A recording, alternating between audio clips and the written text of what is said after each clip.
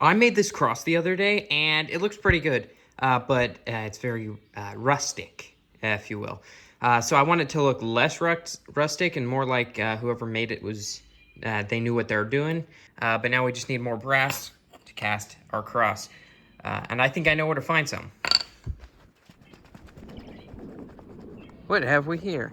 I believe there was a puddle here. But yeah, we left a ingot of brass out in a puddle. Okay, so this cross ain't gonna work. It's too thick. If you compare the thicknesses, it's just not gonna work at all. So to fix that, I'm only gonna press this like halfway in here. And then you might be saying, Master Maker, how are you gonna make the other half? I already have it made. It's just gonna be completely flat and smooth. That way, this is essentially cut in half, and we only have the half we need. So now we're just gonna press it in there. Not easy. And then also we have to make certain it's perfectly even, because otherwise it's going to be wonkified. Because normally, if your mold, it's not level, and like this half is sticking into the bottom half of the mold, and this half is sticking more in the top half, that's fine, because it's just going to pour and you've got one piece. With this, if it's like that, you're just going to miss out on this. You know, you're only going to wind up with that, which is not good, not good. So that's why if you try this method, which is not advised. I mean, it totally works, though. All right, so now we just need to remove this, because I got it all smoothed out and perfect. There we go. Should come out cleanly. Pretty clean. Not perfect, but not bad enough that I can't just press, press, press.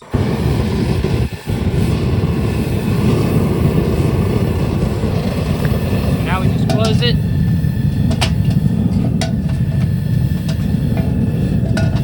Let the flames go to work. Okay, so we got this brass nut, and we're gonna drop it in here.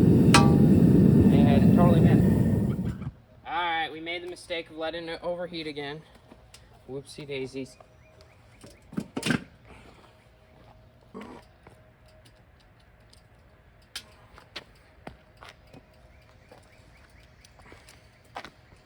Trying not to breathe in the fumes. But, you know. Alright, and we're pouring the first one. We're pouring the second one. Why did I make two?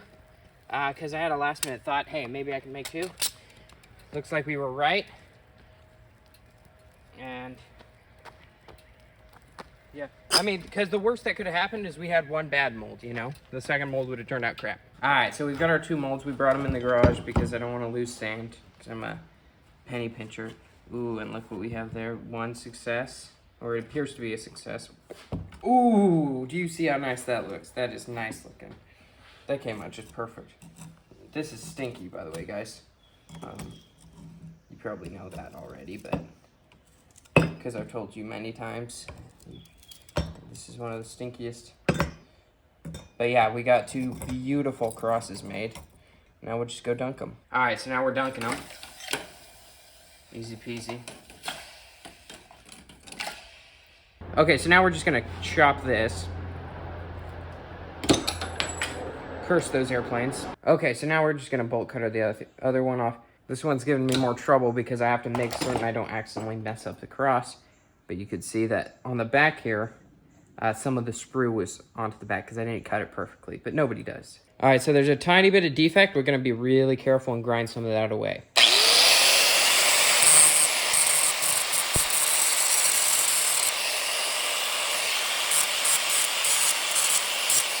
All right, so we're about good.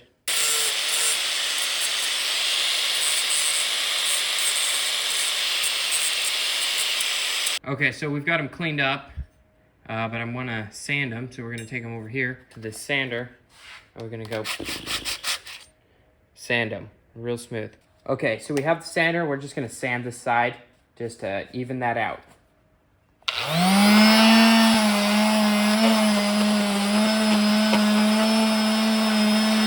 Okay, so now we're going to sand the most important face of this, which is the face that everyone's going to be seeing very frequently. So we'll just get to that, and it's going to look dope.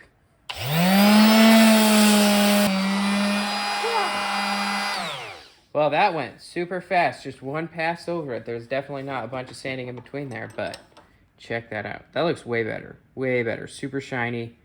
Now we're gonna sand these and make it all super awesome. Okay, so we have here, this one's completely finished. We've sanded the sides by doing this while this is on.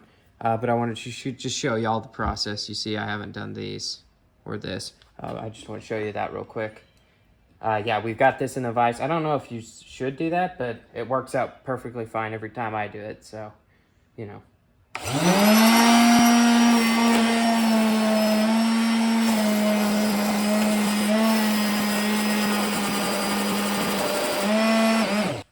There you can see just how smooth that is compared to this, which hasn't been touched at all. Okay, so now we're gonna polish this. We've got the Jesus ready. I did that off camera.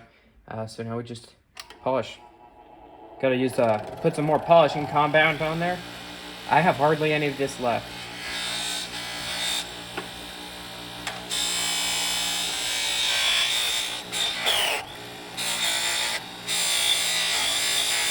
Look at how shiny that is.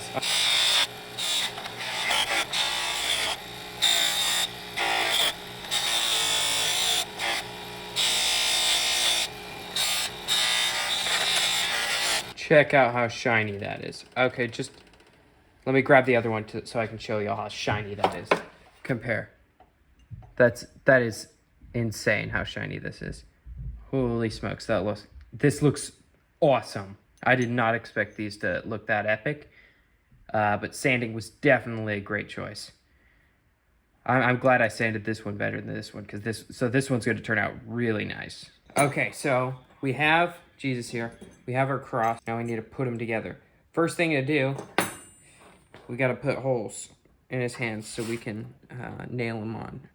Why are we nailing? Because I'm not good at soldering. There we go. Right through the hand. You can see that. I don't know how well.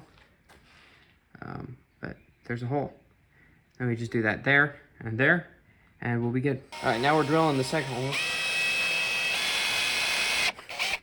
Second hole went faster because I was more confident.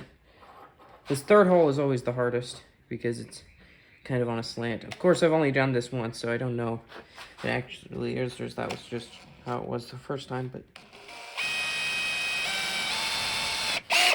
Sweet, that's all three. And now all we have to do is affix it to this. Now that we have the holes drilled in Jesus' hands, we're gonna take this Sharpie, mark exactly where we want to drill. So now we have a tiny little black spot on there,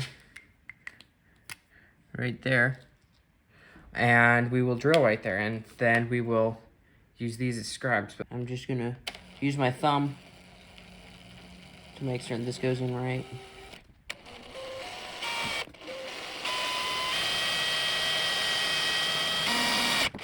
There we go, we've got our hole. Now they line up and we'll just put a pin through there. All right, so we've got the correct gauge. We stick it through, you can see it goes all the way through.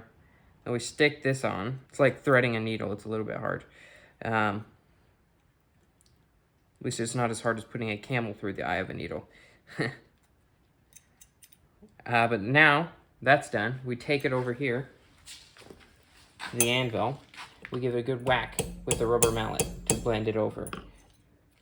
Then you might be asking, oh, well, this is all unnecessary. It is. So we're going to take it over here again. And then snip. Perfect. I drilled in the wrong spot. Okay, so we're doing something risky. We might accidentally break his arm off. And right now what we have is just fine. I just don't want it. It's a little wobbly without that support. And so I did something wonky with that. But it worked. We do have some ugly scuffs there from the failed drill hole, but now we should be able to drill through. Okay, we're going to do a lightning round here. This is the first one we made a couple days ago. It was a prototype, and we used a prototype cross, and so that's why it looks so rough. And then also, I didn't really polish it up that well. Next was what we made today, this one. I made this Jesus well after the first two. And it was about the same quality as this one. Not very great. This is the better cross with the better Jesus on it. Look at that. That came out so freaking well. It's beautiful. I'm so glad I made it. It's gonna last probably 600 years. It's gonna be in a museum someday.